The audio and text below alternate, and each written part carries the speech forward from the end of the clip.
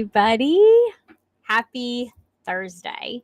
This is Michelle with Moksha Grace Coaching, and I am coming to you live today to talk about 3 ways to face the music and save your relationships. And we are going to dive in. We're going to wait for a few people to join us. Let this go out to all of the different streams and just make sure everybody is here for the beginning of this. While we're waiting, if you would like to, please pop into the comments that you're here. Give me your name because I can't always see exactly who's here, where you're from, and what is your biggest issue with relationships. You don't have to go into too much personal details, but you can say something about what is your biggest issue. Yo, I can't see who it is, but yo, back to you. Glad you guys are here. So, relationships. I am going to challenge everybody to communication. Yes.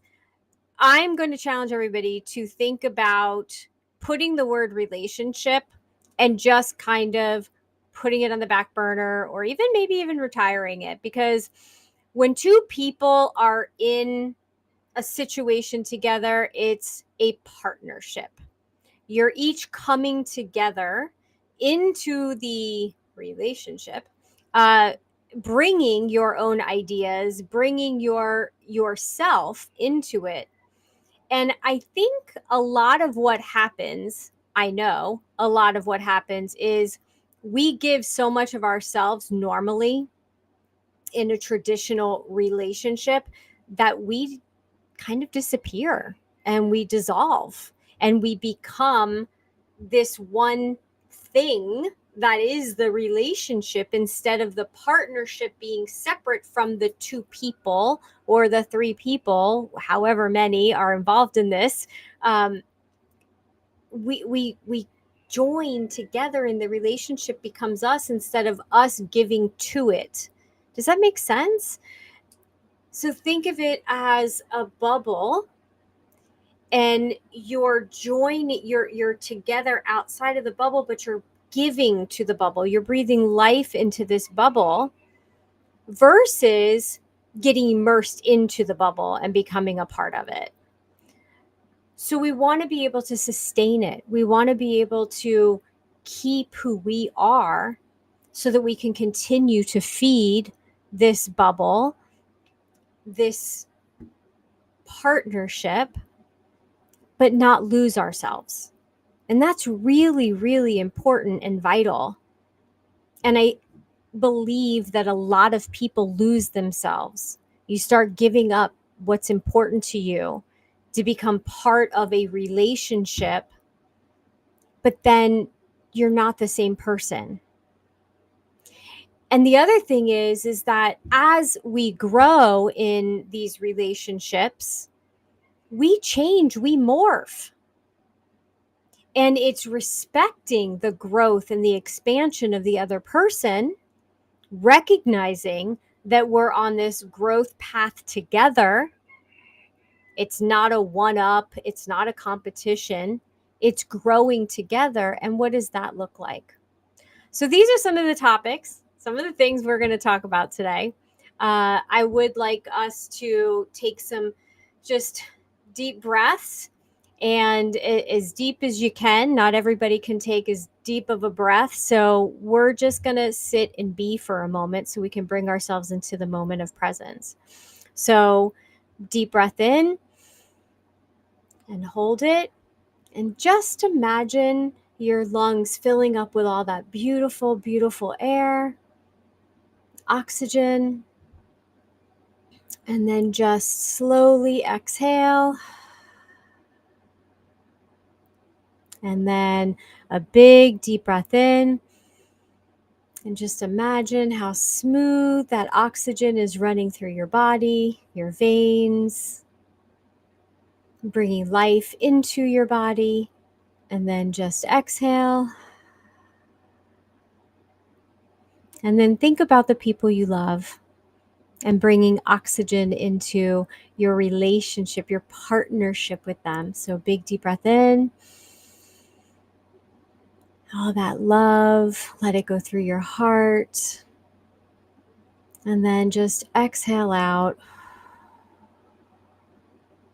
and let that energy just come out of you and affect all the surroundings around you, your environment. Wonderful. Excellent. So thank you all for being here today. I'm glad you're here.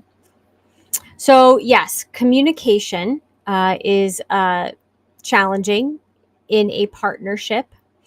What are some other challenges that you all are facing with your relationships, traditional relationships? And just pop it in the comments. And if you have any questions as we're going along, then please share. So the three things I wanted to talk about, and that's why we said the three ways to kind of face the music, is all about you. Imagine that. Understanding how men think and operate. Yes, absolutely. And I'm sure that any men out there would say the same thing about us women. We are different. We may be humans, we may be beings, but we are still different. And we don't want to force somebody to be just like us. What fun is that? We have to accept where other people are. And this can be for women, men that you work with, men, women you work with. This doesn't have to be a romantic relationship. It can be a family relationship, uncles and nieces and aunts and uncles and any male, female. And if you really wanted to go even deeper, it could be any masculine personality that is dealing with a feminine personality. I'm going to let you all apply it the way you need to as it resonates with you. So, the first one that I want to bring to your attention, as far as the three ways to face the music, is radical observation. If you don't understand yourself, if you don't understand someone else, how can you relate to them? How can you agree to be in a partnership with them, whatever that may look like? So, radical observation means to notice what you notice about the other person. Do they seem to come in hot and they're angry and they need some time to cool down before you address a situation with them? I heard a client tell me their husband, when they come home at the end of the day, they want to be left alone, right? They just want some time to decompress before they start diving in with the kids and the animals and the what have you. And so I commend the wife for noticing that. But how many of us take that time to notice and instead not notice and then jump on top of that person? Well, this needs to be done. This needs to be done. And listen, I've made that mistake myself, which is why I dove into learning more about this topic. Because we need to take a step back. How many of us, and it might be the woman of the house or your female boss, that don't talk to me until I have a cup of coffee. So it's giving people space, but noticing. So it's observing somebody else and what their reactions are, how they live, right, in the world. Not to make excuses for them, but to understand, to acknowledge and understand. That's all we're doing with observing. But if we don't observe, then we're not ever going to understand what makes another person tick, what makes them get triggered. And it's not, again, for us to make accommodations for the person, excuses for the person. But can we do what we can do to compromise and make things work in a situation where we have no other choice. So, radical observation means just taking that step back and just observing, just watching and noticing what you notice, and then interacting with that person. And here's the other part: radical self awareness. So, as you start interacting with this person, if you know that they're triggered by something specific, in today's world, we got lots of triggers. We got politics, we got religion, we have the election coming up, we have food issues, health issues, we have all kinds of issues that can trigger people. So when you walk into a situation, if you've observed and you've gotten to know from observing what are the triggers and the glimmers, I like to say glimmers because that's the opposite of triggers, and you know enough about the person, then you can bring to fruition, bring into the conversation what is going to have the best outcome. So if you have to talk to a person about something that is going to be a tough conversation, probably don't have that conversation before they have their coffee if that's what you already know they've told you. If people tell you what they need, listen. They're handing it to you. And so we can take a step back, and then we can be really self-aware and say, oh, you know what? I tried to talk to that person and I tried to ask them to do 5 things, and they literally hadn't even put their stuff down. That's on me. I didn't give them enough space. Now, if there's an emergency, there's an emergency, but we're not talking about that. We're talking about every day.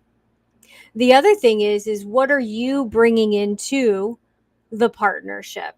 So radical self-awareness means knowing yourself. What are your triggers? What are your glimmers? If you know that at the end of the day, you need your own time or to process your day, or it's all, when I used to come home from work, I would have to listen to whatever was on my mind as far as music, whether it was hard rock or whatever was going to get me in the mood to be able to walk in the door free from the rest of the day. But if I didn't do that and I walked in and I got hit with whatever was going on, then it's on me that I didn't clear that energy and give myself that space that I needed. So I have to be radically self-aware of me, how I'm feeling, and what I need. And I can't expect anybody else to give me what I need if I'm not willing to give myself what I need, but I certainly can't expect other people to give me what I need. I have to be able to do it for myself. Now, our husbands and wives, are they supportive of each other? Do they give us the kind word or make us, give us the space or make us feel good when we need a boost of confidence? Absolutely. But it's when we depend on someone else to make us feel better. It's nice when it's given freely. It's a different story when we're depending on it. Because then if it's not there, are you just not going to ever feel good again? So that's why it's really important for you to understand yourself and what is going to make you feel better and how to do it for yourself. And if the other person is observing, they're going to see what works, and they're going to, because they want to, join in or take a seat next to you and hold space with you. And sometimes that's all someone needs. Yes. Thank you, Keith. Well said. Yes. It's so important. And how many times, and Keith and I have had this conversation, how many times is it that you just need someone to sit with you and be with you? You don't need anyone to fix it. You don't need anyone's advice. You don't need anyone to tell you how you coulda, shoulda, woulda done something differently. You just need someone to sit with you. Sometimes that person has to be yourself. And you have to be with yourself. And you have to be self-aware enough to know the difference.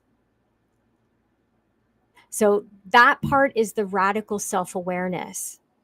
What do you need? How can you give it to yourself? And then can you be vulnerable enough? And this is the other part, to ask and reach out when you do want that person to just sit with you, or the person that shows up to sit with you and then starts to talk, and you have to have the strength and the wherewithal and the peace within yourself to say, hey, can you just listen without trying to fix? Can you just listen? Because I really want you here, but I just need you to fix. I just need you to listen, not fix. So this is what makes a partnership, because the two people are working together and they're bringing themselves into the bubble, the relationship, but the relationship isn't becoming and encircling them, encompassing them, because then that's when the two people completely disappear. And that's not good and healthy. We have to be our own and maintain our own person to be part of a partnership. And there's got to be agreements around that as well. You can't just assume that the other person is going to be thinking the same way that you're thinking. So the last one that I want to talk about is control. And, this is always a big one, because self-control is, again, being self-aware. And when you're in a situation, not reacting, taking that pause, giving yourself, having that self-respect, giving yourself that space to take a pause, reflect before you react so that you can respond the way you need to. That's how you make sure that you're not saying things that you regret, that you can't take back. And I'm not saying to not say what's on your mind or to be honest with people. You got to do that. That's important. But it's about the delivery and the energy of that delivery. Me sitting down and saying, I just want to have a conversation and I just want to share with you, versus this is what you need to do. This is what I want from you. This is what you have to do for me. Very different conversation. So what's more important? Trick question. Is it more important to win a conversation, or is it more important to be happy, to be content, to be peaceful? We're not all going to agree. We're going to have differences. And because we're two separate people, it's okay. Because again, we're coming together in a partnership. But if you're constantly trying to win, you're not in a partnership, you're in a competition. And probably a pissing match at that point. And that's no fun. And that's not a partnership. So is it more important to win or to be happy? Can you be happy, not being wrong, but just keeping it to yourself? If it doesn't need to be said, it doesn't need to be said. If something you're going to say is going to trigger the other person, is it worth it? Is it kind? Is it necessary? And these are questions that you can ask yourself.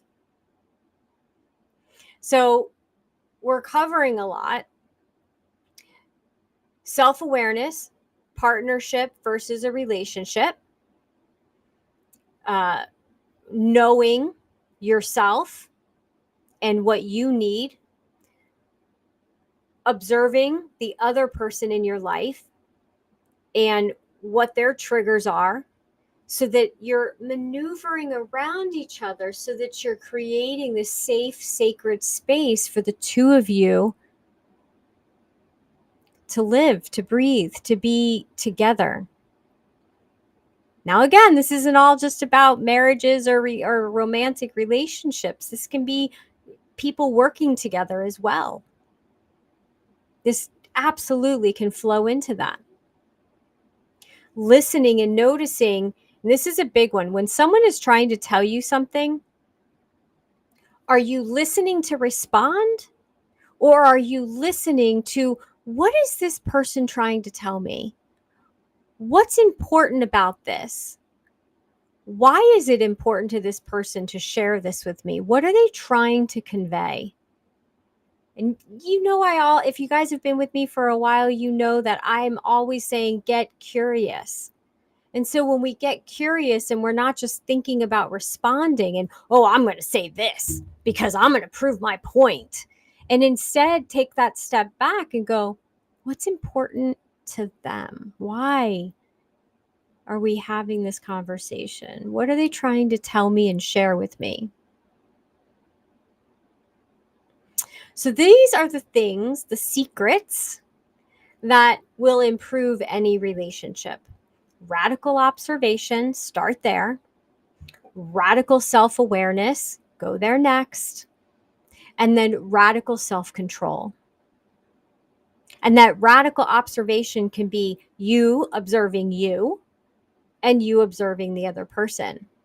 Well, Michelle, how do I observe myself? Play it back. Play the day back like it's a movie. Take the emotion out of it. Pretend you've got some popcorn and you're watching the movie of the day. How did you interact with the people in your life? Did you come up on top of them and argue your point because it was so important for you to get your point across? And are you trying to force feed your opinion on someone else because you want to drag them to understand whatever it is you're trying to explain? Or is it more important for you to sit back and listen and understand what is trying to be said? And you can certainly drop nuggets of your opinion. That I'm not saying don't ever give your opinion, but do it for the right reasons. When you can come from love, you can never go wrong. They may not take it that way, and that's okay too. At some point, they'll realize it. But if you've done your observation, if you have your self-awareness and you have your self-control, and you're coming from a place of love, not from fear, and you're expressing yourself, and you know enough when to pull back and say, I'd rather be happy than right. That is coming from love.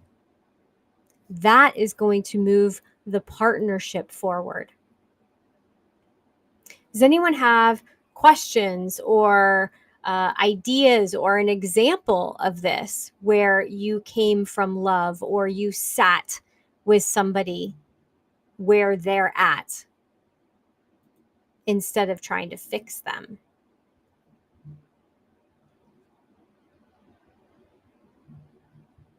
See if I can see any of the comments. Yes. Struggle with understanding. We talked about that, understanding how men think and operate. Yeah. We're not going to operate like a man, and a man is not going to operate like a woman. We're different. And when we understand that and stop trying to force a man to think the way we do, and men stop forcing women to think the way you do, if we start understanding how each of us work, now we can start moving forward in a healthier way. My mom always told me, don't get into a relationship, a friendship, love life, whatever. Do not go into it thinking I'm going to fix that person or I'm going to change that person. When I meet clients where they're at. I meet clients and hear and observe what they're telling me. I honestly can see whoever it is I'm talking to in a very pure light of before life happened, and understand on some deeper level what it is they're trying to achieve. And then my goal, my only role in this is to hold that person accountable and walk with them. So it's not so scary to do it on their own. And when the clients come back and they say, oh my gosh, I did the exercise, I tried it, I did it at the holidays, or I did it when I spent the day with my mom or my husband, and I approached it completely different. Oh my gosh, everything changed. Why didn't I do this before? Don't beat yourself up for what you didn't know. It's a part of now. It's about what do you know now and how can you move forward, but it's never about beating yourself up for the past. The past is in the past. Don't bring it into the future or you will screw up your future. It's about looking at it and going, okay, this is what happened, this is where I'm at, what can I learn from it, and how can I move forward? And that is it. That is it.